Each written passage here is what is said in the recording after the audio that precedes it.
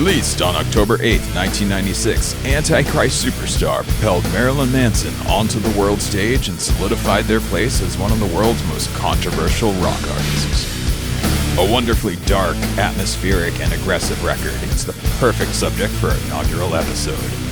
Let's talk about 5 things that make Antichrist Superstar a special listening experience. We're dimming the lights and spinning Marilyn Manson's classic Antichrist Superstar. Tonight on Sounds Pretty Grim.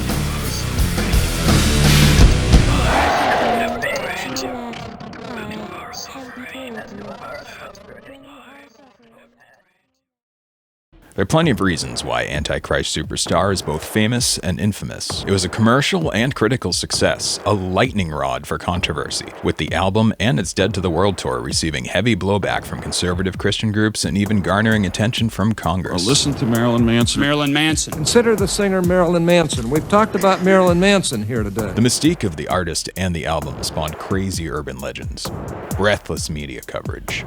Its visually arresting videos were massive MTV hits. It was a cultural phenomenon. To this day, it still fascinates a dedicated and sizable cult following. And while it's widely regarded as an all-around great album, I personally think it's underrated in one key area.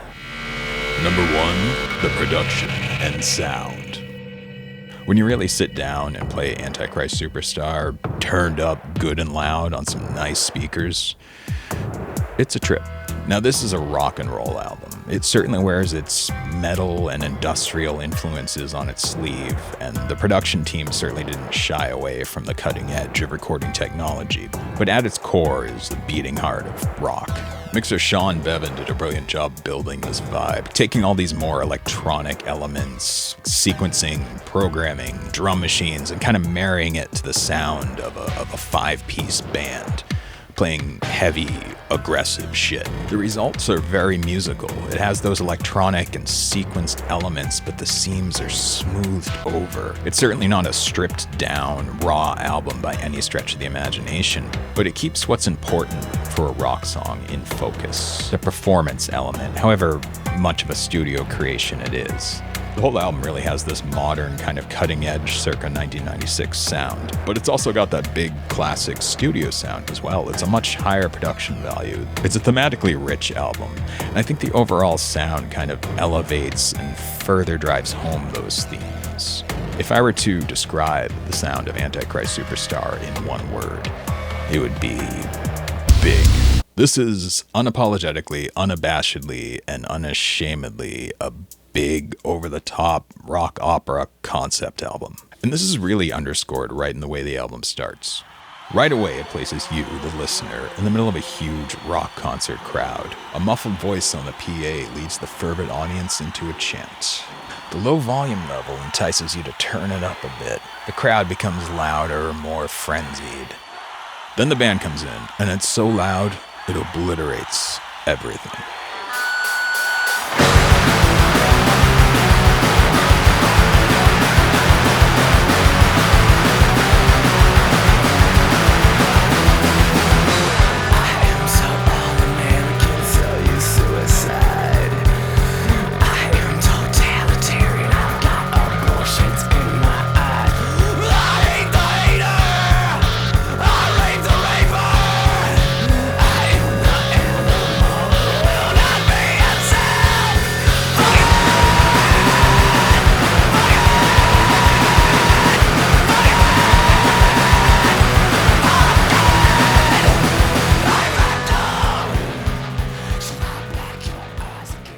This first track brilliantly sets the tone for the rest of the album. It's obviously not an actual live performance, it's very much a studio creation. In fact, the liner notes show that the song was recorded live on February 14th, 1997, several months after the album was released. So they're clearly winking at you here. It's definitely got programming and sequencing, and you can hear double-tracked vocals and just things that you can't do live, but it has the feel of a live performance. They establish the suspension of disbelief.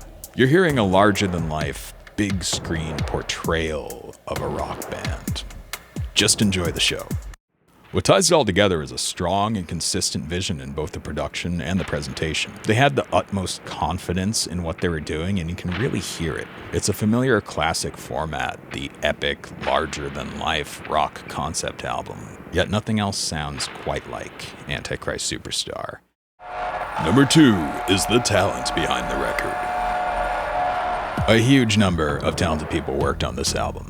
In addition to Manson and his band, was producer and Skinny Puppy alum Dave Ogilvy, a bunch of Nine Inch Nails and Nothing Records guys. You had Chris Verena, Charlie Clouser, Danny Lohner, as well as mixer and producer Sean Bevan. And producer Trent Reznor, who of course we all know from his legendary run with the band Slam Bamboo.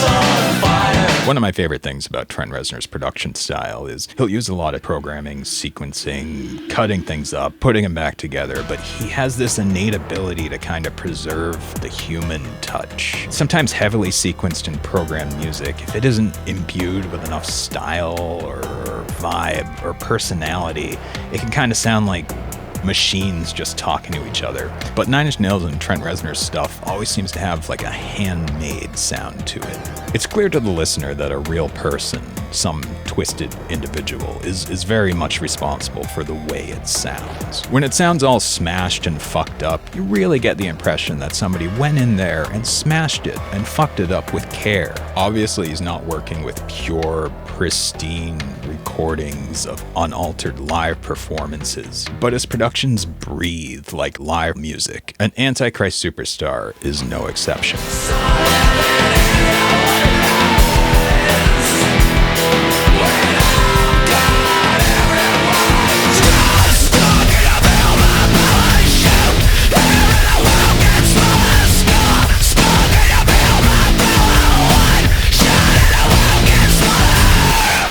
I also get the impression that in making Antichrist Superstar, Manson himself is finally executing an idea that's been kicking around in his head for a while.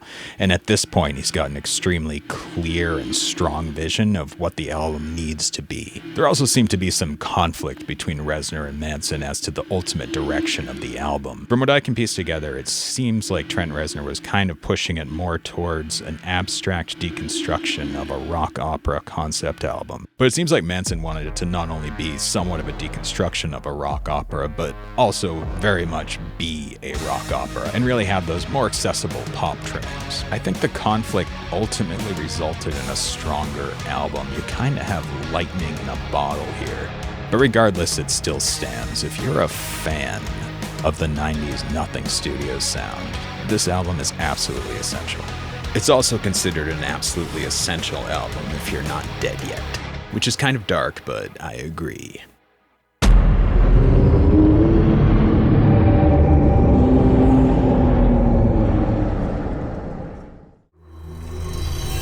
Three, the concept.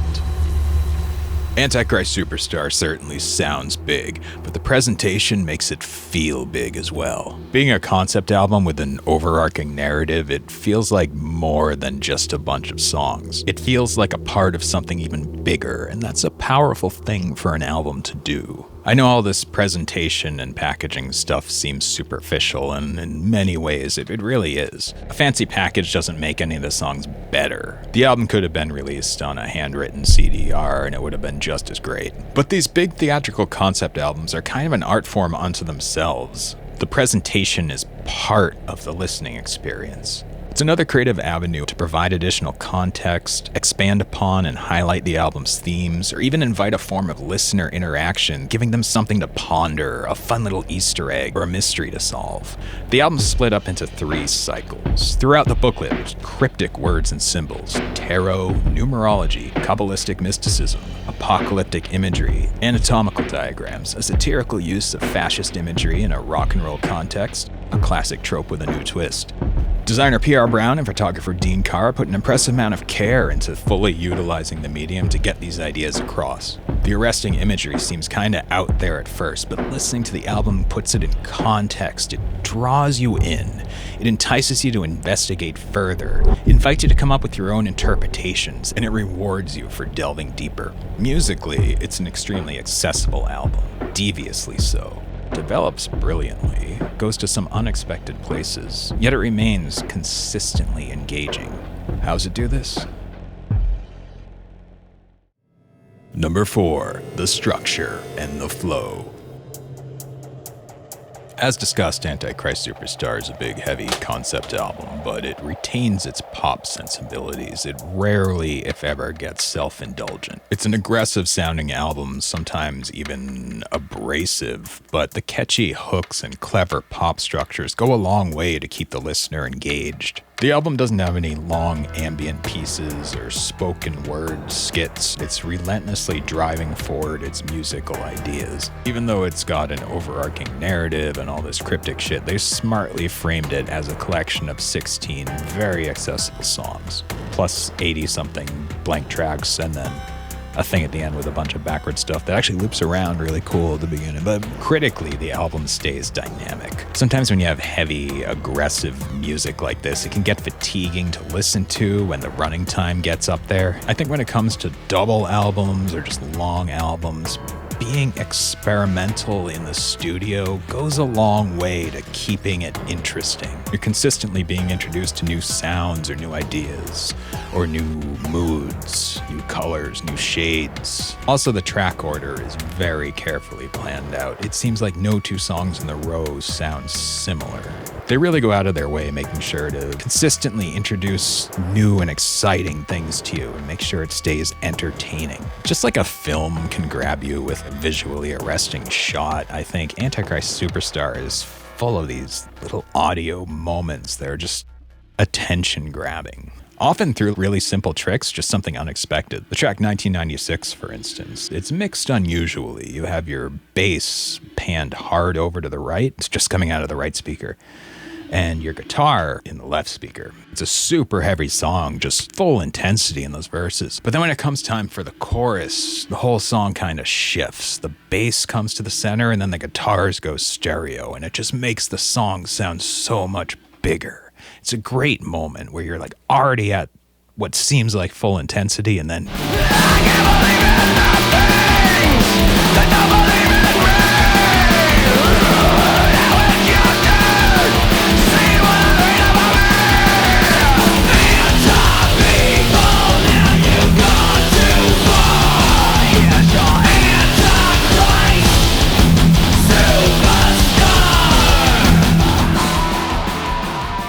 The album's full of moments like this. It's just consistently keeping you on your toes, throwing you new things, keeping you engaged.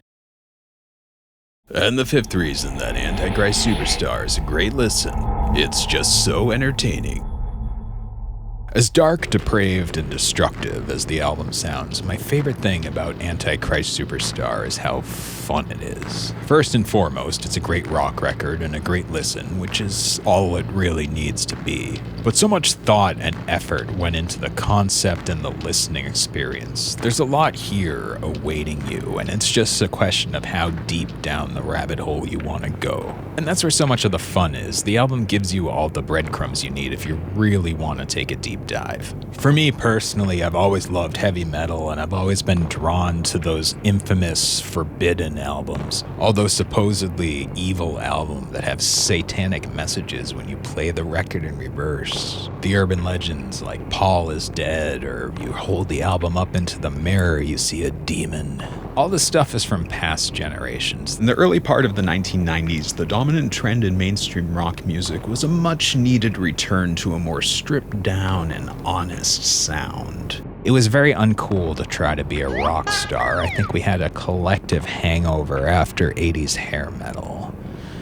Nobody really had the audacity to bring back the spectacle and to do something different and exciting and fun and thought-provoking with it. And then came Antichrist Superstar. I think this really filled a gap by adding some much-needed danger to mainstream rock and pop culture in general. The album was clearly designed to elicit this kind of response, and to see it play out as predictably as it did was perversely hilarious.